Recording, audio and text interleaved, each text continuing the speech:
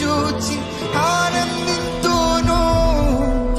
యథార్థముగా స్తుతి పాడేదను, యథార్థముగా స్తుతి పాడేదను, యథార్థముగా ఆరాధించేదను, యథార్థముగా ఆరాధించేదను.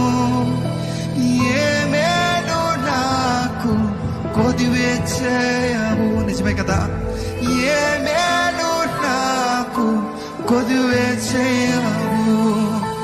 అవమానం